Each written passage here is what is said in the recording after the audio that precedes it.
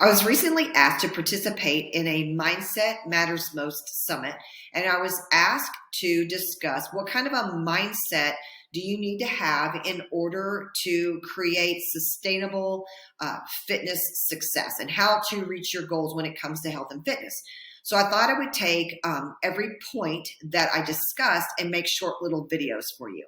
The very first thing that I discussed was to believe. Like, you have to have the belief that you can achieve whatever goal it is that you have set out. We have this thing in our brain, it's called an unconscious, and we're not even aware of half the things that our unconscious thinks, says, feels.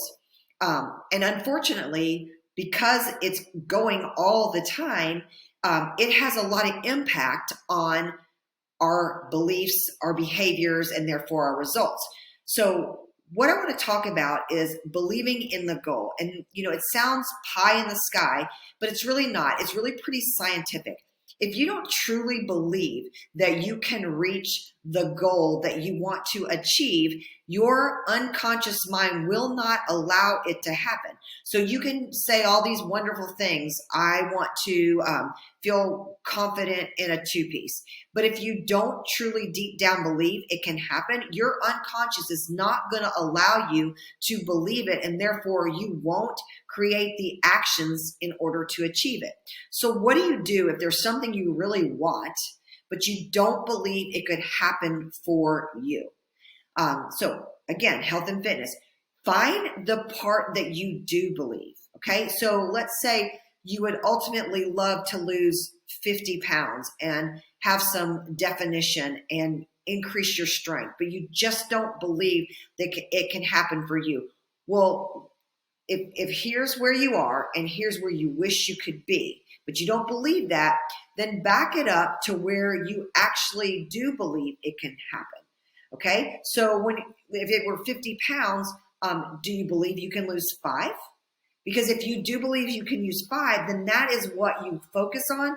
That is what your goal is. And you don't even think about the 50 pounds that you actually want to lose. You only think about that 5 pounds, and you only think about how you're going to feel after you lose that 5 pounds. And then once you reach that, then you can say, okay, I believe I can lose 5 more pounds. And the more you achieve, the more you're actually going to believe. So it doesn't mean that you make your goals this big. You make your goals this big, but you focus on this part of your goal and really dig down deep and think, what do I actually believe?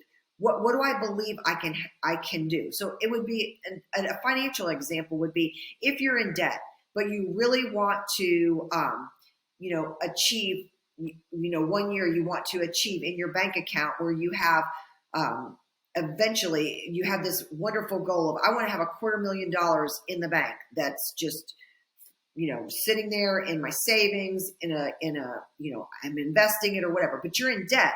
It's really hard to think I could have $250,000.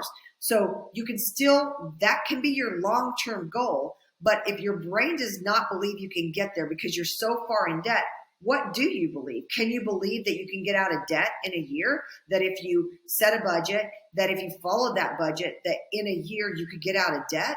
Well, if that's believable, then that becomes your goal. And once you do that, then you push your goal further and further and further away. So think about what it is you desire.